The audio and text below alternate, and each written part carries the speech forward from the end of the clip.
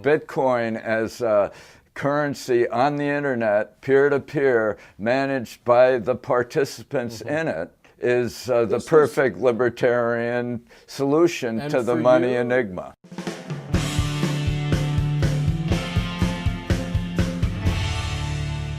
Hi, I'm Nick Gillespie with Reason TV, and today we're talking with George Gilder from Freedom Fest 2014 in Las Vegas.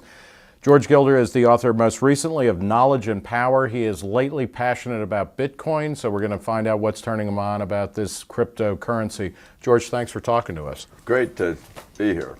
You have a history of being ahead of the curve. You helped start the Reagan Revolution and the supply-side revolution with books like Wealth and Poverty. You were way ahead of the curve on the telecomputer, which turned into the internet, about how when things get really small and, they get more and more powerful in the telecosm. Now you are absolutely passionate about Bitcoin. What was your aha moment that Bitcoin is the deal of the future? Well, I just written Knowledge and Power about information theory. Right.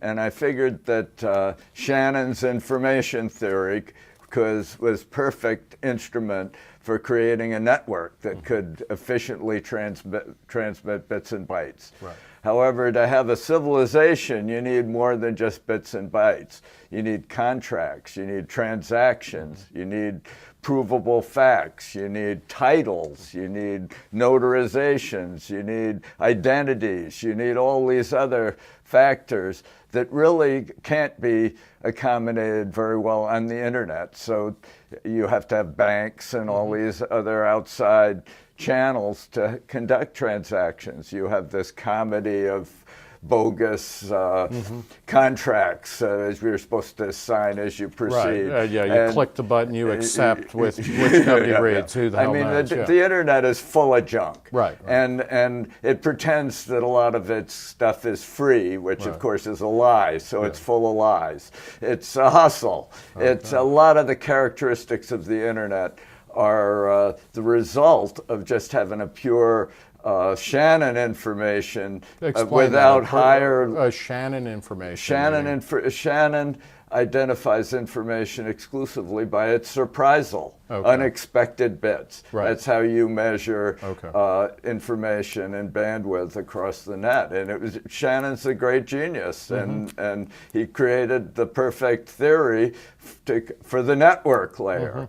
But as you know, you need more than 3 layers in the network. You got to have a whole apparatus on top of the network in order to actually conduct provable transactions. So how does Bitcoin? Bitcoin is a breakthrough in information theory that allows, without reference to trusted third parties, people outside the internet, to conduct provable transactions, time-stamped transactions that can't be changed, and can't be faked, can't be duplicated, so can't be. Bitcoin is the currency the internet deserves. It's the currency the internet deserves and needs. And a way we have a real reality, for lack of a better term, in the internet, and now, but you always had to step out of the internet in order to get money, or it's kind of like you're at college, you're always going, hey mom, send me some food, send me some money. Good. And now you're saying we've left home, like the internet can self-suffice. That's right. In terms of transactions. And it's also a better currency. It has a wonderful insight that the world is deflationary under capitalism. Okay, tell us about, this, because we hear this all the time. Well, deflation, the only thing worse than inflation is deflation. Why is it a good thing that Bitcoin or capitalism is deflationary? Capitalism is deflationary. I write about learning curves. I've been writing about them for 50 years, I guess. Maybe sometime you'll finally get it right. And learning curves are the characteristic of capitalism. I have finally gotten it right. I've figured out that wealth is knowledge, and you can tell that because the Neanderthal in his cave, as Tom Sowell wrote years ago, had all the material resources we have today. All the advance is increase in knowledge, and growth is learning. And the reason all the consulting groups, when they analyze businesses, find learning curves everywhere, and why Ray Kurzweil envisages a singularity of converging learning curves, it's because learning is the heart of economic growth. Learning is economic growth. And it's learning, I mean, it's to economize, so every time we start a fire, we don't have to go through 10,000 years of Neanderthal learning, right? So capitalism is deflationary because it always takes, it ultimately takes less time and less resources to get things done. That's right. Why are people afraid of it? Because 20 to 30% a year, 20 to 30% for every doubling of total units is the learning curve. Okay, so why are people afraid of deflation then? Because this is because governments constantly screw up economies, causing and screw up monetary systems and cause prices to go up and blame the currency. So before we get back to Bitcoin, though, but then will people invest in things if they say, oh, well, my house, it's worth $100,000 now, and in 20 years, if capitalism's working, it'll be worth 20 grand. Who's going to buy a house? Wealth, everything around the house will have increased in value. All equipment in the house will be enhancing your life, and whether the shell that you erected in 2014 will. I just think it's a meaningless question. Right. Okay. The process by which learning pervades the economy, produces a cornucopia. And what that does is led me to the further insight about Bitcoin. Yeah, well, okay, now let's talk about how is Bitcoin deflationary? Because, if you were lucky enough to buy Bitcoin a few years ago, you're wealthy now, especially if you take it out of the internet and lock it down. Satoshi's worth $1 billion, baby. So how is it deflationary then? Or when do we get to the point where Bitcoin is no longer a speculative currency or a speculative good? The speculation is a big debate over what proportion of the world's transactions Bitcoin will essentially finally accommodate. Bitcoin is currently undergoing a market process, but when it reaches its full maturity with 21 million coins, which is the cap, asymptotic cap that's been imposed through the algorithm itself, which assures that it means that it will tend to be deflationary. Because there'll be more goods chasing after the same number of Bitcoins. That's right. Yeah. But this is life. I mean, really the other way I came to this insight is of the zero marginal cost society. You've heard about that capitalist economics doesn't work anymore because we're in a world of abundance. But money can't be abundant in the same way that goods and services are. But money has to be the foundation to prioritize and evaluate. So the question is, what is scarce when everything else becomes abundant? And what is scarce when everything else becomes abundant is ultimately the residual resource, time. Okay, so how does Bitcoin, now we're going from Bitcoin to time, so how does that? Because the production of Bitcoin is rigorously regulated by the passage of time and the pursuit of irreversibility. And Bitcoin is, Satoshi all through his original paper talks about irreversible currency. That's the big goal. And the only thing in the universe that's really irreversible in this sense is time. Okay. And so obviously Satoshi didn't see the first Superman movie, where Superman goes back in time, but there is no going back in time. But then what happened? I mean, how is it that Bitcoin is infinitely divisible? Or yes, so we don't need. It's divisible to 100 millionth of. I mean, because in a kind of Milton Friedman wet dream, you would have a government or a robot kicking out a certain amount of predetermined expansion of money, Yeah. on a regular basis, no matter what. On the assumption of inflation. Right. And Milton Friedman was the greatest figure in libertarian economics. Right. I don't deny it for a minute. But he did make a major error. MV equals PT. That's his great formula. The money supply times the velocity equals output. But what we've learned overwhelmingly in recent years is velocity is not a constant. Milton Friedman thought that the money supply controlled. And because he thought the money supply controlled, he thought you had to have some centralized control of money, and that the central body that controlled the emission of money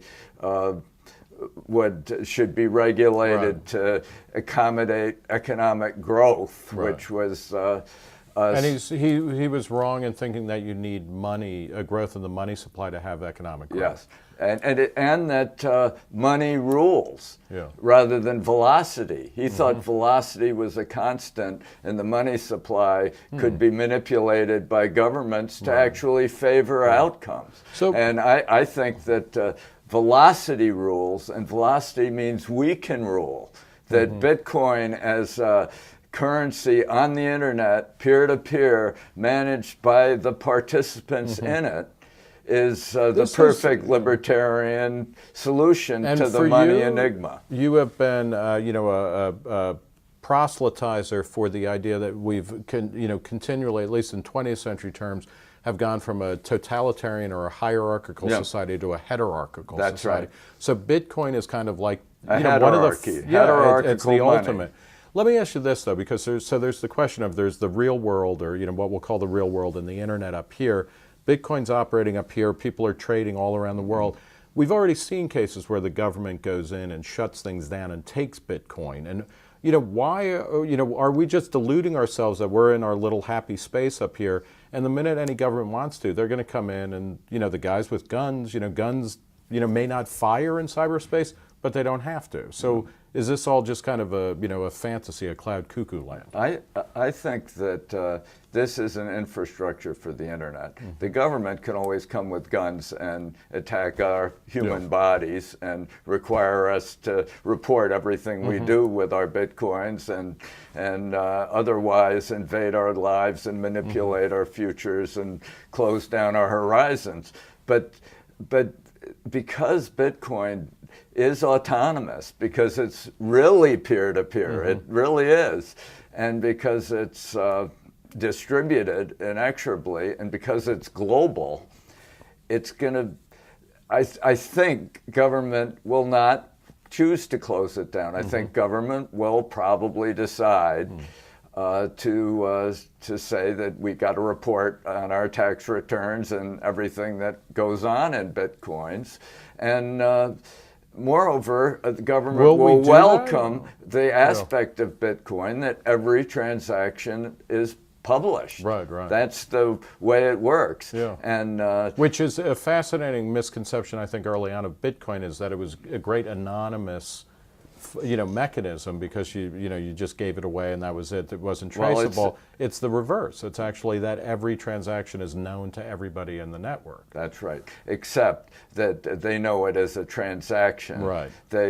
And so it is cash, as it were. Right. It's not. It's a lot more anonymous than submitting your credit card and your mother's maiden name and all the hustles where for free goods you have to virtually strip naked on in front of your internet camera.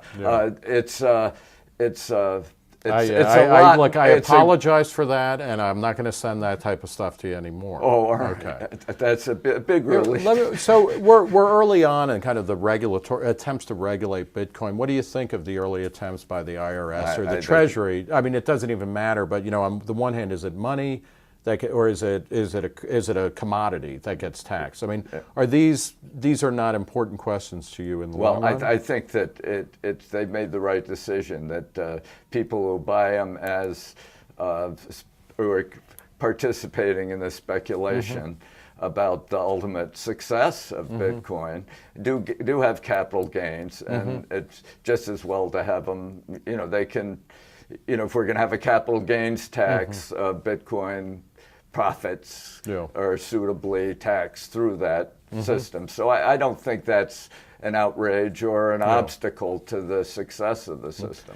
Final question. I mean, you talk in kind of in your work over the course of your career. It's interesting. I mean, and here you're very enthusiastic about this. You know, an internet where it's a peer-to-peer distributed network that is now building a civilization. It's not simply parallel. Are you thinking about moving to the internet anytime soon? And if you do, well, you promise to write or come home on holidays. But I say, like, I mean. You know, are you talking about a kind of singularity type of, or singularity is the wrong word, but like kind of a migration to, you know, this electronic distributed network, and that's where real meaning will be, real consciousness? I mean, is that where you're going with stuff? I think those are interesting speculations, and I'm interested, though, now as a business proposition. I got a company that I'm doing with Stephen Sprague called Rivets that's using the trusted platform, not the trusted platform module, but a similar kind of secure vault function to create secure Bitcoin wallets, because the Bitcoin system is vulnerable not in the blockchain, its great advance, but in all the interfaces to the blockchain. And so I think it's a great business opportunity, and so does all of Silicon Valley think it's a great business opportunity. Mark Andreessen, who I wrote about in Forbes ASAP decades ago, is the leading exponent of Bitcoin, and John Doerr has finally succumbed, and there's a whole. Well, so what, you know, final thought. How do you tell the kind of backward-looking reactionaries who are like, no, it's all about gold, it's all about silver, it's all about paper currency? You know, should they just give up, or you know, how do you convince gold them? is still important. I mean, gold and Bitcoin share this fundamental roots in time, and they aren't chiefly governed by the capital function. The capital changes and is volatile, and is thus not a stable source of measurement. And it's time that's a source of measurement, and both gold and Bitcoin share this feature. And gold has really important value as an insurance currency. You know, if the internet collapses, or you know, there are all sorts of reasons for gold being important, and gold and Bitcoins, I think, will converge in value because they both are intrinsic monetary. So they're like the elements. Sonny and Cher of the internet, right? You want them both. My book is going to be called Bitcoin and Gold, and I actually have made things that are amazing discoveries to me. Nobody understood what Newton was doing. Isaac Newton, during his 30 years running the mint, was actually inventing the gold standard and getting rid of silver, and creating a currency that could sustain the British Empire, and hacking gold. Newton's alchemy, people disparaged Newton. He went crazy. He became an alchemist. What he was doing was hacking gold, proving that gold couldn't be reverse engineered, just as all the Bitcoin hackers so he was the anti-alchemist then. You know, that you couldn't make fake gold. You could only have real gold. That's interesting. Well, we will leave it there, George Gilder, who your latest book is Knowledge and Power, The Information Theory of Capitalism and How It is Revolutionizing Our World. And you are a Bitcoin evangelist in the same way that Isaac Newton was an evangelist against the Catholic Church. He spent, you know, whatever he was doing, whatever it was. He spent a lot of time calling the Pope a werewolf and reading the Book of Revelation. But Bitcoin is the future, says you, right? I think so. All right, very good. George Gilder, thanks for talking to Reason TV. Thank you so much. For Reason TV, I'm Nick Gillespie.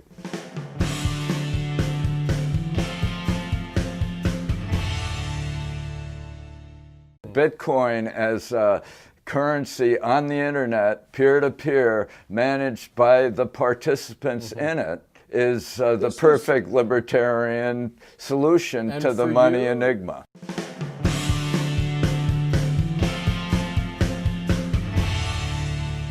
Hi, I'm Nick Gillespie with Reason TV, and today we're talking with George Gilder from Freedom Fest 2014 in Las Vegas.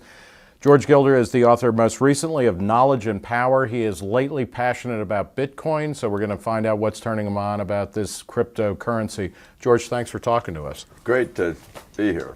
You know, you and bandwidth across the net, and it was Shannon's a great genius, and he created the perfect theory for the network layer. But as you know, you need more than 3 layers in the network. You got to have a whole apparatus on top of the network in order to actually conduct provable transactions. So how does Bitcoin? Bitcoin is a breakthrough in information theory that allows, without reference to trusted third parties, people outside the internet, to conduct provable. You have a history of being ahead of the curve. You helped start the Reagan Revolution and the supply-side revolution with books like Wealth and Poverty. You were way ahead of the curve on the telecomputer, you know, which turned into the internet, about how when things get really small and you know, they get more and more powerful in the telecosm. Now you are absolutely passionate about Bitcoin. What was your aha moment that okay, Bitcoin is the deal of the future? Well, I just written Knowledge and Power about information theory. Right. And I figured that Shannon's information theory was perfect instrument for creating. We were supposed to sign as you proceed. Right. You click the button, you accept with which nobody reads. Who the hell knows? The internet is full of junk. Right. And it pretends that a lot of its stuff is free, which of course is a lie. So it's full of lies. It's a hustle. Okay. It's a lot of the characteristics of the internet are the result of just having a pure Shannon information without higher Shannon information. Shannon identifies information exclusively by its surprisal, unexpected bits. Right. That's how you measure information in a network that could efficiently transmit bits and bytes. Right. However, to have a civilization, you need more than just bits and bytes. You need contracts, you need transactions, you need provable facts, you need titles, you need notarizations, you need identities, you need all these other factors that really can't be accommodated very well on the internet. So you have to have banks and all these other outside channels to conduct transactions. You have this comedy of bogus contracts.